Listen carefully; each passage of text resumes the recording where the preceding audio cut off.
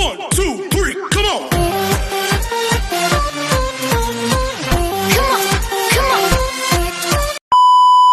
Hello beautiful people! Welcome back to my channel. This is your Mama Sam. Hola mga amigo, amiga, kumare at kumpare. Kamusta kayong lahat? Sana lahat po kayo ay okay at safe ngayong araw na ito. At syempre ko naman ang tatanungin nyo, nakikita naman ninyo ang beauty ng Mama Sam ninyo. Fresh overload pa rin, di ba? Ganyan talaga kapag umiinom ka ng maraming vitamin C plus, kumakain ka ng maraming banana. Dahil sa banana, mas nakakaloka ang ganda ng Mama Sam ninyo. Charot! So, kamusta naman kayong lahat? Sana lahat kayo ay okay na okay ngayong araw ng Sunday. Have a blessed Sunday sa atin lahat ng bonggang-bongga. At hindi lang yan, syempre. Gusto ko rin magpasalamat sa walang sawang tumatangkilik dito sa Mama Sam Vlog, araw-araw, lagi-lagi. Maraming salamat po sa pagmamahal at suporta na binibigay ninyo. At hindi lang yan, syempre, sa mga makasolid na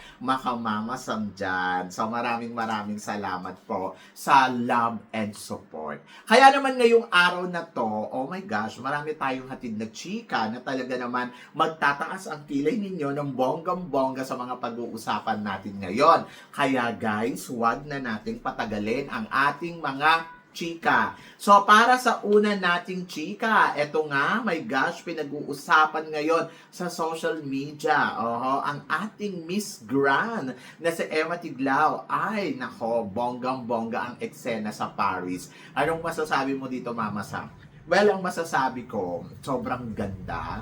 At parang kung ikaw yung babae, talagang dream come true na makapagsuot ka ng ganitong kabonggang gown, na maka-attend ka sa isang fashion show na ikaw yung titignan ng lahat, di ba? Talagang, in fairness, para siyang Cinderella.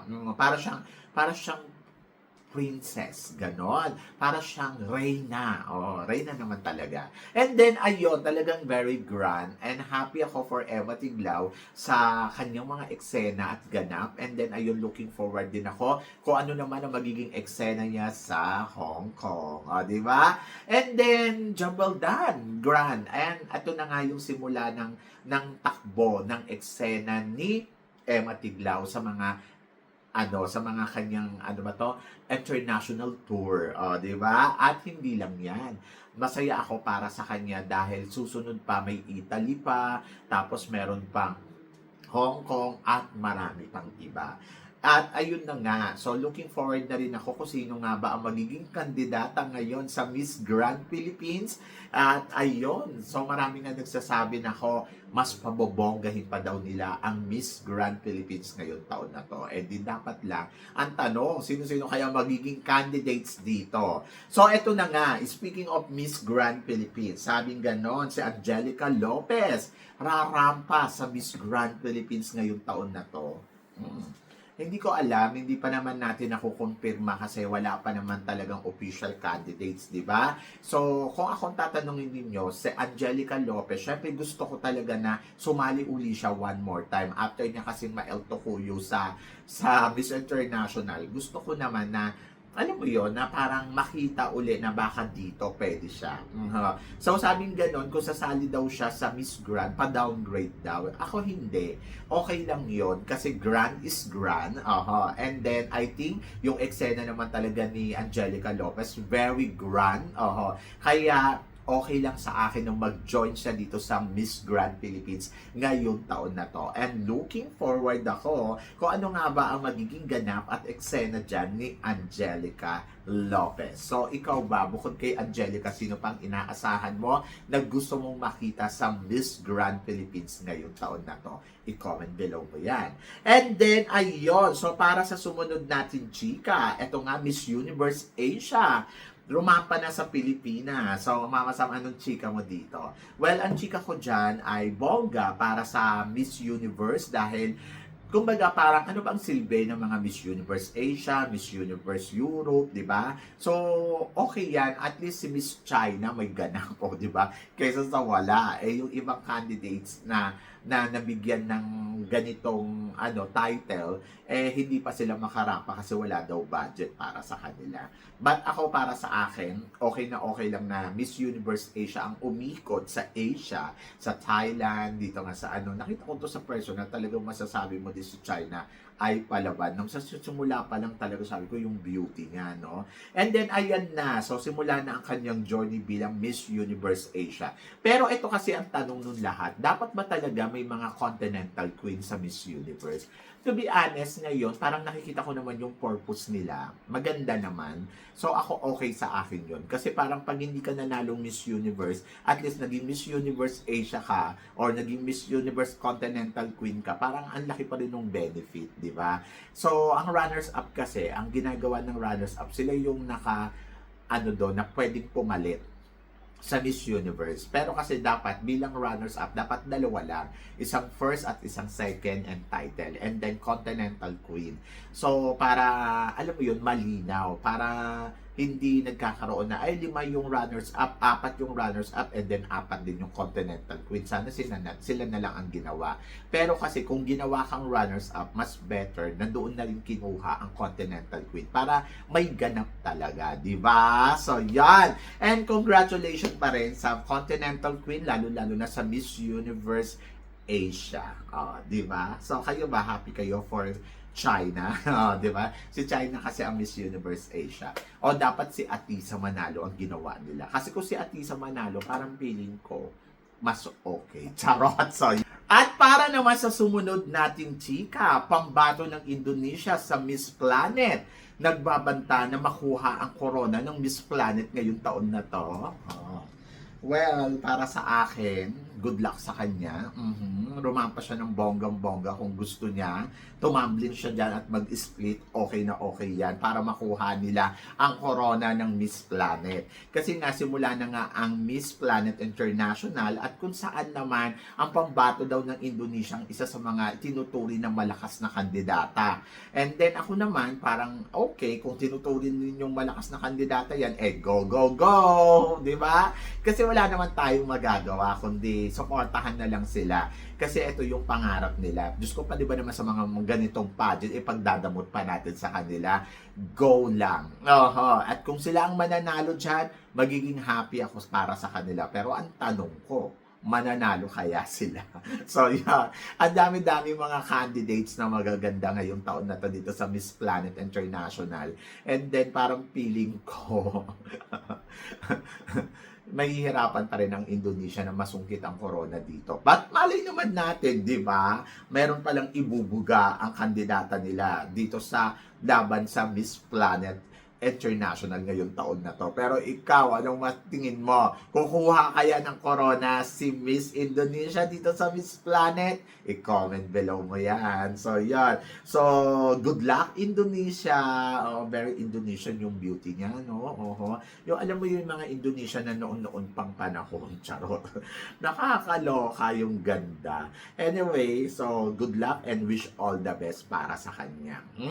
Para naman sa sumunod natin, chika, eto nga, Miss Universe noong 2025. Sabing ganon, Miss Universe 2024. Ito ba yung kay Sucha, kay Oppo? So, eto, sabing ganon, si Victoria naging Miss Universe. Tapos si Suchata na naging third runner-up, naging Miss World. Tapos, eto naman si Curacao na unplaced sa Miss Universe ay naging Reina Hispano-Americana.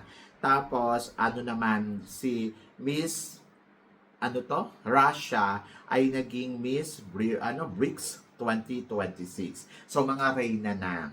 Yung mga ibang reyna noon na nag-top 12, unplaced at runners-up sa Miss Universe noong batch ni Victoria. Anong masasabi ko daw dyan? Well, ang masasabi ko dyan ay, eto yung sinasabi na kung hindi ka para dito, try mo dito. Di ba? Kung hindi ka nanalo dito, try mo sa ibang pageant kasi baka doon mag-title ka. So, end of the world kung kung natalo ka dito sa isang pageant na nilabanan mo, like example Miss Universe. Tingnan niyo si Curaçao na unplay siya sa Miss Universe during na time nila, opo, pero tingnan naman ninyo, ngayon siya na ang bagong reyna Hispano-Americana kasi her experience din kasi nakatulong, 'di ba? Ang pagsali niya sa Miss Universe, and then ayun, so siguro yung experience niya kung paano pa ma-build yung kanyang confidence, and then ayan na. And then ito naman si Miss Oppo, tinaman ninyo, third runner up noon, pero ngayon naging Miss World na, o 'di ba? So hindi para sa kanya ang universe at nakatakda sa kanya ang maging isang reyna sa Miss World. Kumbaga parang walang talo, walang tapon. Kumbaga parang doon, basta itry mo lang at naniniwala ka na parang feeling mo ay reyna ka, di try mo one more time. Kaya I'm happy for them na, alam mo yon, happy ako para sa kanila na nabigyan uli sila ng pagkakataon na makapag-compete uli sa isa pang pageant. Yung kay Oppo nga sabi ko nga, yun double meaning Hindi siya ginawang Miss Universe Asia, pero tingnan nyo naman ang kapalit, di ba? Tayo, ginawa tayo Miss Universe Asia, winner yon. Charot. So, yon. Yung time ni Chelsea manalo. So, sabi ko, winner yon. O, ganon. So, ganon talaga. Umiikot ang mundo. Ito yung nagpapatunay na ang mundo ay bilog.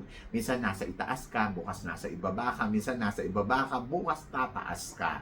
So, walang imposible, di ba? Kaya happy na lang tayo para sa kanila, sa mga narating nila, at kung ano pa ang mga mararating ng mga iba pang kandidata na sumasali sa iba't ibang klase ng pageant. So, good luck and job well done sa mga nag-try uli one more time. And then, para naman sa sumunod na chika, Binibining Kanlahi 2026, may nanalo na. Ito nga ay si Jane De Jesus ng Tarlac City. So, siya ay kinoronahan na Binibining Kanlahi ngayong taon na to at magjo-join sa Miss Universe Philippines for 2026. Bakit hindi sa Binibining Pilipinas, di ba?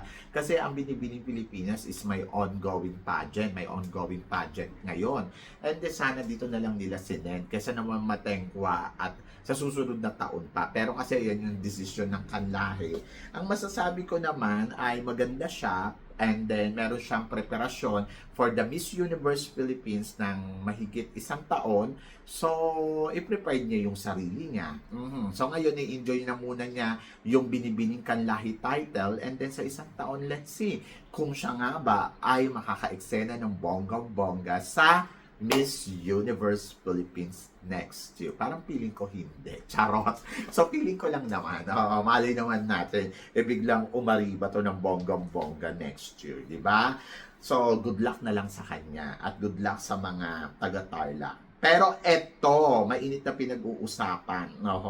Si Fatima, umeksena ng bonggang-bongga sa Harvard. At eto nga, Diyos ko, talagang pinutakti siya ng mga question at ang kadamihan daw sa question ay hindi niya nasagot ng bonggang-bongga. So, ang chika ko naman dyan, Diyos ko, who cares? Charot. Ako para sa akin, si Fatima, Diyos ko, wala nang bago sa mga tanungan sa kanya. Laging ganun na lang. Pero, ang akin, ayun yung opinion niya, ipiling niya sa sarili niya, siya ang kadapat-dapat na maging Miss Universe, di hayaan na lang ninyo, di ba? Diyos ko, Lord, wala naman kasi din katarungan ang mga pangyayari. Kasi kahit pasabihin natin na dinaya or kung ano man yung naging resulta or nagkaroon ng mekos-mekos, wala naman tayong magagawa kasi sila yung may desisyon di ba? So, kahit pa sabihin pa natin, ako, Fatima, hindi ikaw dapat na maging Miss Universe, pero nasa kanya ang corona. So, ako para sa akin, bahala sila. Wala akong reaction, kundi let's see in the future. Kung ito ba ay matatanggalan ng corona o hindi. Ganun lang yon. Hanggat hindi gumi-give up si Fatima dyan. Si Fatima kasi dapat ang magdesisyon na ayoko na tong title na to. Hindi naman ako nire-respeto. Ayoko na ng title na to kasi hindi naman nila ako ina-acknowledge, di ba? So, kumbaga, parang nasa kanya yun eh. Pero kasi, kung talagang ayun yung gusto niya, wala tayong magagawa. Kasi kahit pa sabihin natin na hindi ikaw ang dapat dyan, wala. Hindi yan gi-give up. Ganon. Kaya, I move on na talaga para sa next Miss Universe, and then I hope na sana ang susunod na Miss Universe pageant natuto ang organization dahil hindi maganda ang nangyayari. Tingnan ninyo ngayon, di ba? Ganyan yung nangyayari. Pumunta sa ganitong lugar, ganito pa rin yung tanong. Paano kasi sinusundan siya ng anino ng sitwasyon na nangyari noon? At ayun, so hindi naman nila mapaliwanag ng maayos. So ngayon, sana ngayong 2026, bumawi sila ng bonggang-bongga sa mga tao. Kasi yung mga tao, hindi ninyo maluloko yan. Kahit ano pang gawin ninyo dyan, kayo din ang mahihirapan. So buong isang taon, ganyan ang magiging eksena ng bagong Miss Universe. So, hindi siya tatantanan dyan. Pero nandoon na lang ako sa part na parang sana naman ngayon 2026 Miss Universe Organization, magampanan naman ng maayos at makapili kayo ng kadapat-dapat talaga. Hindi yung ipupush ninyo yung gusto ninyo. Di ba? Kasi parang, ay nako, ako na ang nagsasabi, maiiwanan talaga kayo ng bonggang-bongga ng mga tao. So ako talagang isang taon, titignan ko to ngayong taon na to, kung ano ang mangyayari sa Miss Universe, kung deserve nga ba ng mananalo. So I will stay. Kung hindi, wala naman tayong magagawa kundi mag-stay pa. Charot. So yan. So ako, bahala sila dyan. Go to the flow lang ako. Pero I wish na sana mapakita nila at ma-prove nila ang Miss Universe ay Miss Universe pa rin katulad ng inaabangan ng mga tao noon. Di ba? So, good luck sa kanila. Sabing ganon, mas mabuti pa daw magsalita at bonggang magsalita si Miss Universe Oppo Societa more than kay Fatima. Oo naman, malayo. Kasi very inspiring si Oppo pag nagsasalita. Itong si Fatima, nakakainit ng ulo. Charot.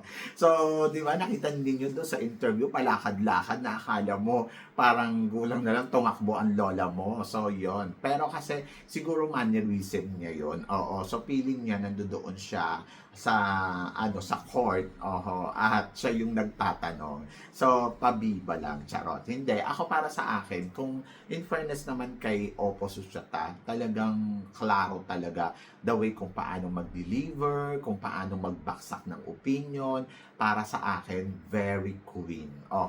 Kukumpara ko siya kay Fatima, sobrang layo. Ganon. So, yan, malayo sila sa isa't isa. At hindi ko nakikita. So, yan. At para naman sa sumunod natin, chika, eto, sabing ganon, si Miss La Union, ginagaya daw si Catriona Gray, kaya hindi to mananalong Miss Universe. To be honest, hindi ko nakikita na ginagaya niya si Catriona Gray. Wala akong nakikita na parang, ay, ginaya niya si Catriona Gray dito. Ang nakikita ko sa kanya, Bea na malakas, na may standard at quality na katulad ni Catriona Gray. Magkaiba kasi yon. Magkaiba yung ginaya mo yung galawan, ginaya mo yung move, pero magkaiba din yung parang same level ng standard ng beauty. Ganon, magkaiba sila. Kasi, ang sinasabi ng mga tao, dapat daw, kapag nanalo tayo uli ng Miss Universe Philippines, para manalo tayo sa Miss Universe, makakuha tayo ng isang katulad ng Catriona Gray level. So, yung level, hindi yung isang Catriona Gray na kinapi. So, magkaiba. Kumbaga parang yung standard ng beauty, standard ng quality, the way kung paano magsalita, the way kung paano kumilos, and then I think Bea is a different to Catriona. Pero yung quality ng standard ng beauty at ng pagiging isang beauty queen, halos nandoon, na hit talaga ni Bea ng La Union. So, yon. So, ako para sa akin, kaya nakukumpara. So, para kasing Catriona Gray level. Like example, Atisa Manalo. Si Atisa hindi naman katulad ni Catriona kasi beauty ni Atisa talagang panalo. Pero yung galawan niya, it's very Atisa Manalo.